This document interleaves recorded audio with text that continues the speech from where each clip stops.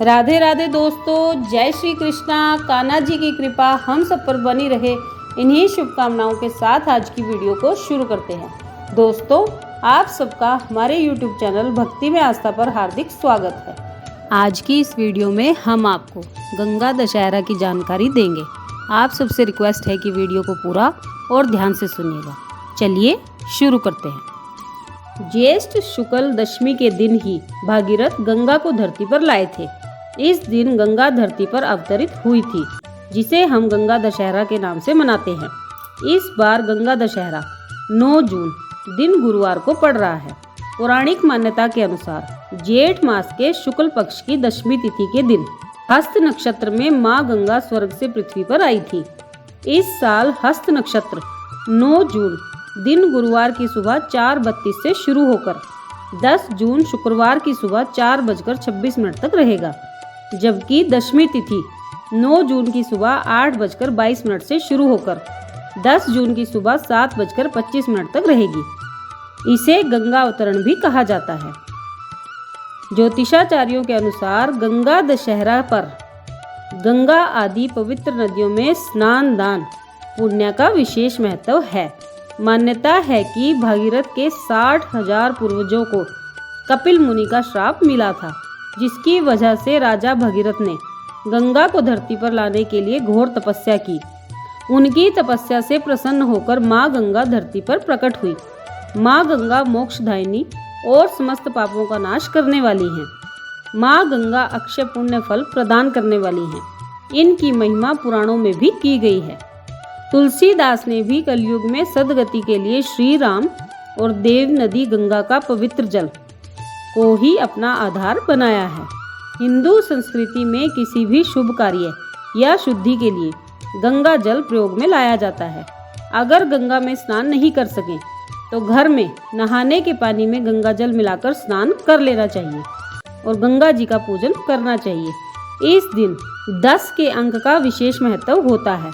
पूजा करते समय सभी सामग्री को 10 की मात्रा में चढ़ाएं, जैसे 10 फूल, 10 दीपक, 10 फल इत्यादि। इस दिन दान का भी विशेष महत्व है। ऐसा करने वाला महापातकों के बराबर के 10 महापापों से छूट जाता है। गंगा दशहरा पर मां गंगा का पूजन करते समय बोला जाने वाला मंत्र इस प्रकार है। ओम नमो भगवती हिली हिली मिली मिली गंगे मां पाव्य पाव्य स्वाहा। गंगा दशहरा की पूजन विधि। इस दिन ब्रह्म मुहूर्त में उठकर सभी कामों से निवृत्त होकर गंगा स्नान कर लें। अगर गंगा नदी स्नान के लिए नहीं जा पा रहे हैं तो घर में ही नहाने के पानी में थोड़ा सा गंगा जल डालकर स्नान कर लें। स्नान के बाद तांबे के लोटे में जल लेकर सूर्य देव को अर्घ्य दें। इसके साथ ही साथ गंगा माँ को फूल सिंदूर आदि अर्पित करने के साथ साथ दीपदान अवश्य करें। अंत में गंगा जी के मंत्रों का जाप कर लें। चलिए आपको गंगा अवतरण की कथा भी सुनाती हूँ। गंगा अवतरण कथा। भागीरथ एक प्रतापी राजा थे।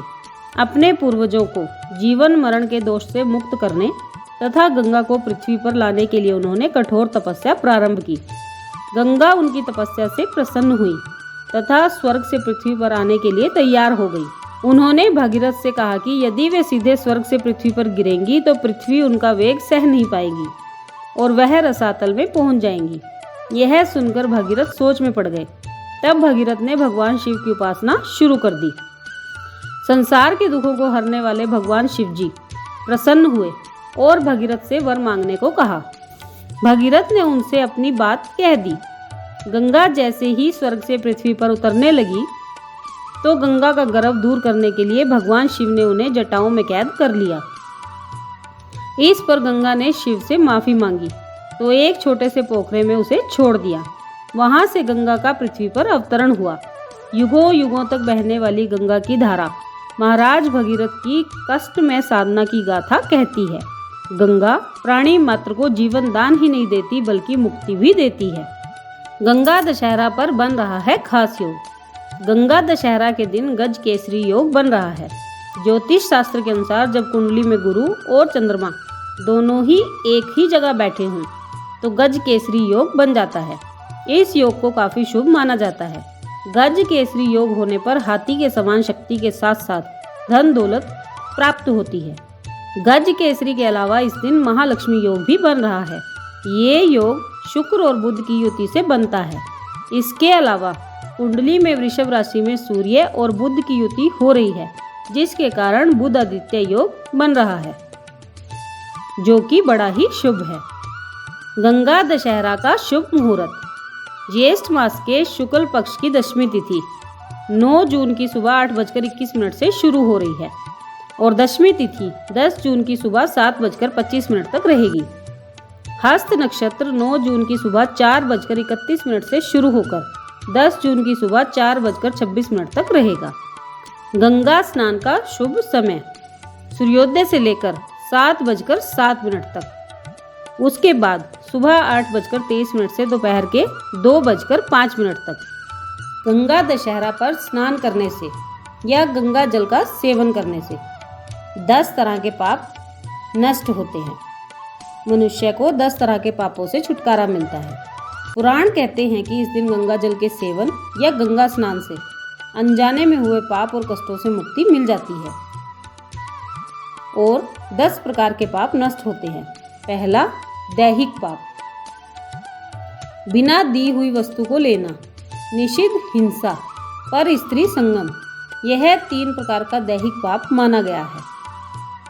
वाणी से पाप, कठोर वचन मुंह से निकालना, झूठ बोलना, सब और चुगली करना और वाणी द्वारा मन को दुखाना, ये वाणी से होने वाले 4 प्रकार के पाप हैं। मानसिक पाप, दूसरे के धन को लेने का विचार करना, मन से किसी का बुरा सोचना और असत्य वस्तुओं में आग्रह रखना, ये 3 प्रकार के मानसिक पाप कहे गए हैं।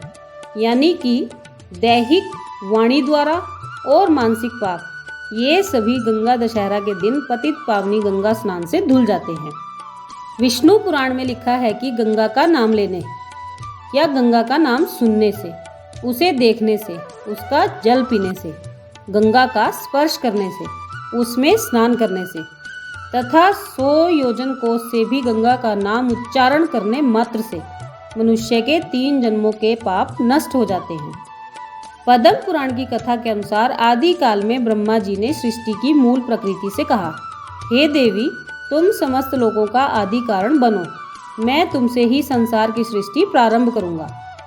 ब्रह्मा जी के कहने पर मूल प्रकृति गायत्री, सरस्वती, लक्ष्मी, उमा देवी, शक्ति बीजा, तपस्विनी और धर्म द्रवा, इन 7 स्वरूपों में प्रकट हुई। इनमें से 7वीं परा प्रकृति धर्म द्रवा को सभी धर्मों में प्रतिष्ठित जानकर ब्रह्मा जी ने अपने कमंडल में धारण कर लिया। राजा बलि के यज्ञ के समय वामन अवतार लिए जब भगवान विष्णु का एक पग आकाश एवं ब्रह्मांड को भेद कर ब्रह्मा जी के सामने स्थित हुआ, उस समय अपने कमंडल के जल से ब्रह्मा जी ने श्री विष्णु के चरणों को पूजन किया। चरण धोते समय श्री विष्णु का चरणोदक हेमकूट पर्वत पर गिरा। वहां से भगवान शिव के पास पहुंचकर यह जल गंगा के रूप में उनकी जटाओं में समा गया। गंगा बहुत काल तक शिव की जटाओं में भ्रमण करती रही। तत्पश्चात सूर्यवंशी राजा भगीरथ ने अपने पूर्वज सगर के 60,000 पुत्रों का उद्धार करने के हेतु गंगा को धरती पर लाने के लिए शिव जी की घोर तपस्या की। भगवान शंकर ने प्रसन्न होकर गंगा को पृथ्वी पर उतार दिया। पुराणों के अनुसार ज्येष्ठ शुक्ल दशमी हस्त नक्षत्र में गंगा जी शिव जी की जटाओं से निकलकर धरती पर आई थी। उस समय गंगा जी 3 धाराओं में प्रकट होकर तीनों लोकों में चली गई और संसार में त्रिस्त्रोता के नाम से विख्यात हुई। शिव, ब्रह्मा तथा विष्णु तीनों देवताओं के संयोग से पवित्र होकर गंगा त्रिभुवन को पावन करती हैं। बोलिए जय गंगा मैया की। तो दोस्तों, ये थी गंगा दशहरा की संपूर्ण जानकारी। आप सबने वीडियो को ध्यान से सुना, इसके लिए आपका धन्यवाद। आज की वीडियो में बस इतना ही। कल फिर मिलेंगे एक और नई वीडियो के साथ। तब तक स्वस्थ रहिए, मस्त रहिए, अपना और अपनों का ख्याल रखते रहिए और माँ गंगा के श्री चरणों से जुड़े रहिए। राधे राधे दोस्तों, जय श्री कृष्णा, जय माता दी।